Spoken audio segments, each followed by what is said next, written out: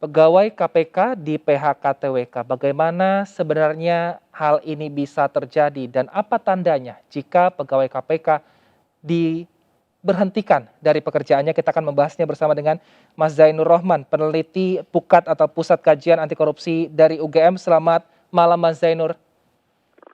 Selamat malam, Bang Wilson.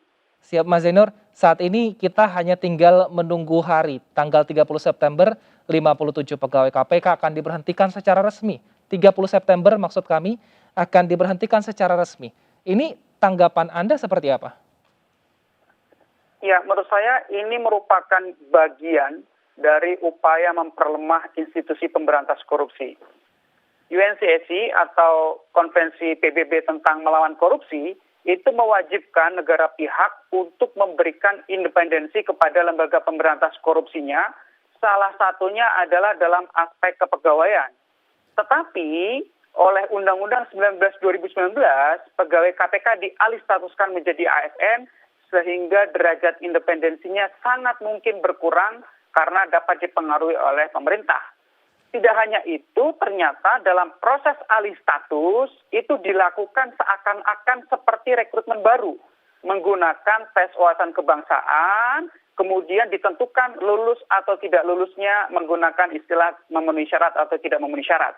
Nah, ternyata berdasarkan temuan Komnas HAM, tes wawasan kebangsaan tersebut dilakukan dengan sangat diskriminatif, ya, sangat kontroversial dan tidak mencerminkan satu tes untuk menghasilkan sumber daya manusia yang berintegritas yang bisa diandalkan untuk memberantas korupsi.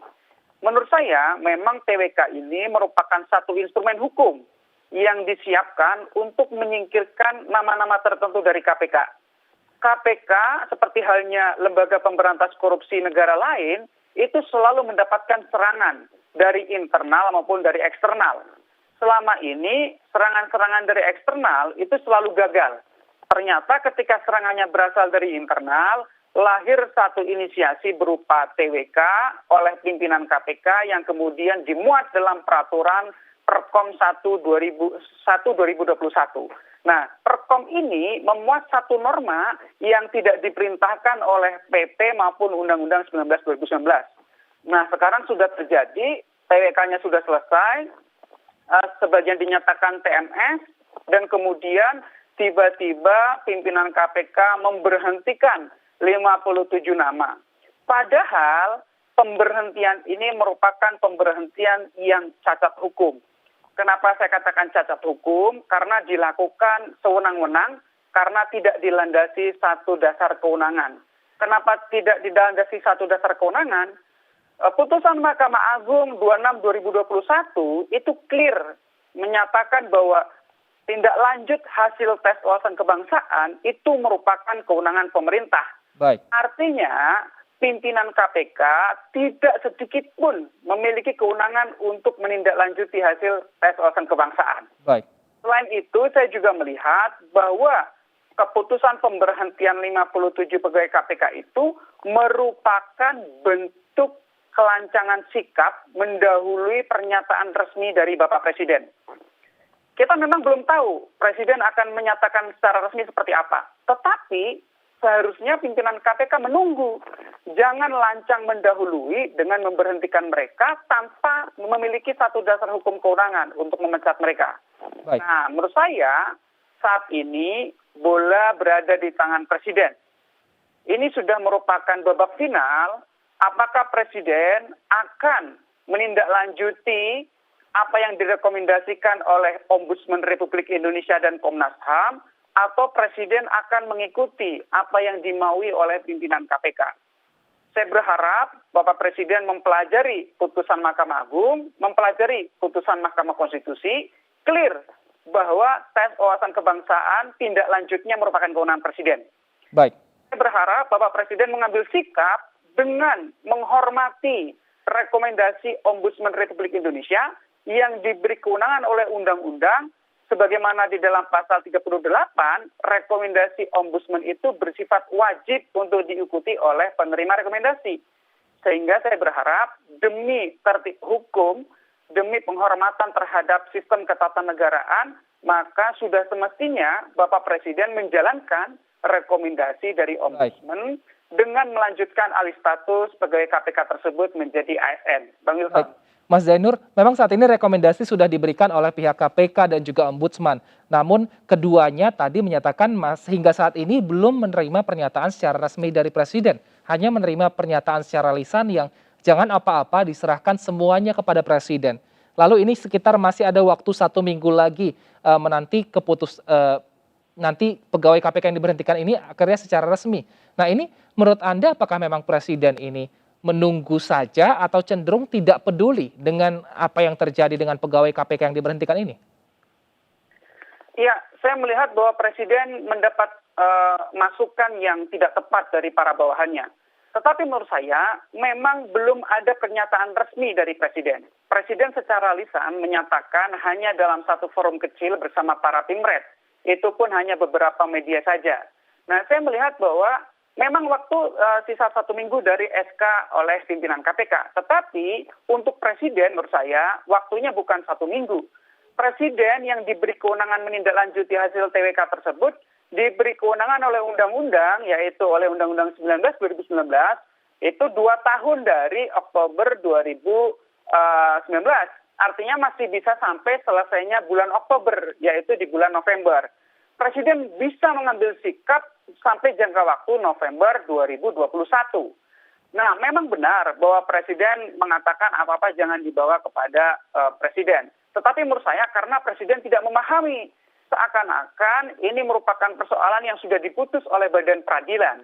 Padahal sebenarnya justru Badan Peradilan dalam hal ini Mahkamah Agung menyerahkan tindak lanjutnya kepada Presiden.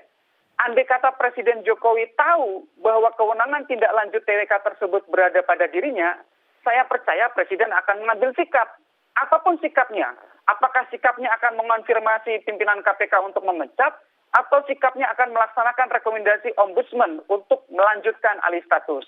Nah, sehingga menurut saya, ya soal komitmen pemberantasan korupsi oleh Presiden itu masih ada kesempatan. Ini masih ada sekitar 1 bulan lebih bagi Presiden untuk mengambil sikap resmi bagaimana Presiden ingin dicatat oleh sejarah Republik Indonesia, bagaimana komitmennya dalam pemberantasan korupsi. Apakah Presiden memiliki komitmen di dalam pemberantasan korupsi atau Presiden tidak memiliki komitmen yang jelas. Nah, tapi selain itu memang saya juga ingin mengingatkan publik juga harus siap apapun yang akan diputuskan oleh Presiden. Termasuk jika Presiden tidak memiliki sikap. Karena ini bukan hal yang pertama, sudah sering Presiden Jokowi mengatakan mendukung pemberantasan korupsi, mendukung KPK. Tetapi kemudian realitanya berlainan. Contoh adalah ketika revisi Undang-Undang KPK dalam 19 2019, Presiden mengatakan ketika didatangi para tokoh bangsa di istana bahwa Presiden akan mengeluarkan Perpu. Nah, tetapi sampai sekarang Perpu juga tidak kunjung lahir. Nah, sekarang Presiden di dalam pidato terdahulu yang disiarkan secara nasional, Presiden mengatakan dengan sangat tegas dan jelas bahwa seharusnya hasil tes wawasan kebangsaan tidak dijadikan sebagai alasan memecat pegawai KPK. Nah, tetapi kan kemudian pidato itu berbeda dengan pernyataan terakhir di hadapan para Pimret yang mengatakan apa-apa jangan dibawa Presiden. Nah, sekali lagi saya ingin mengatakan bahwa sekarang adalah waktu untuk Presiden bersikap. Apapun sikapnya, itu ditunggu oleh publik, itu ditunggu oleh pegawai KPK. Ingat, ini bukan sekadar nasib pekerjaan 57 orang pegawai KPK, bukan. Baik. Ini adalah nasib kelembagaan pemberantasan korupsi yang independen, ini adalah nasib pemberantasan korupsi yang independen, ini adalah nasib bagaimana hukum dan keadilan ditegakkan di Republik ini. Ada injustice, ada ketidakadilan dalam proses alih status pegawai KPK menjadi ASN, dan disitulah negara harus menyelesaikan, memberikan keadilan kepada pihak-pihak yang telah dizalimi. Nah, saya melihat ini kesempatan terbaik bagi Presiden untuk bersikap, Bang Wilson. Mas Zainur, singkat saja, jika ada kasus pelemahan seperti ini dari internal KPK, singkat saja Bang, kedepannya Anda melihat untuk pengurus atau kasus korupsi di Indonesia seperti apa? Ya, kalau ke depan pasti KPK masih akan mengentertain publik dengan OTT kecil ya. Operasi tangkap tangan yang 300 juta, yang kepala daerah, yang kecil-kecil itu pasti akan terus dientertain oleh KPK, dalam tanda kutip. Tetapi jangan berharap KPK akan dapat independen memberantas korupsi, kasus-kasus yang strategis, merugikan keuangan besar dilakukan oleh pejabat yang tinggi atau mempengaruhi hajat hidup orang banyak. Dan kita khawatir ke depan siapapun yang bekerja untuk KPK itu akan terancam, Baik. akan tidak memiliki jaminan kepastian dengan pendekatan-pendekatan cap tidak setia kepada Pancasila dan UUD 45. Menurut saya inilah yang harus diputus. Yang harus dijaga adalah independensi KPK dan adanya jaminan bagi siapapun yang bekerja di KPK untuk tidak khawatir terganggu masa depannya ketika mereka melakukan pemberantasan korupsi secara profesional, secara bersih dan juga memang hanya bertumpu kepada hukum, tidak terpengaruh oleh aspek-aspek non-hukum. Baik, terima kasih Mas Zainur Rohman, peneliti Pukat Pusat Kajian Anti Korupsi dari UGM, telah bergabung bersama kami di Indonesia Bicara. Pemirsa, saat ini memang kita masih menunggu untuk instruksi dari pemerintah seperti apa nasib 57 pegawai KPK yang diberhentikan. Apakah akan ada titik terang dalam waktu dekat, kita akan nantikan bersama. Yang pasti kita berharap, kita juga berdoa, semoga KPK kembali seperti namanya untuk memberantas korupsi. Demikianlah Indonesia Bicara hari ini. Live streaming MNC News bisa Anda saksikan melalui aplikasi Vision Plus dan iNews.id. Ingat pemirsa, tetap patuhi 3M, menjaga jarak, memakai masker, dan juga mencuci tangan. Mewakili seluruh kerabat kerja yang bertugas, saya Wilson Purba undur diri. MNC News Channel Berita Pilihan Indonesia, terima kasih. Sampai jumpa.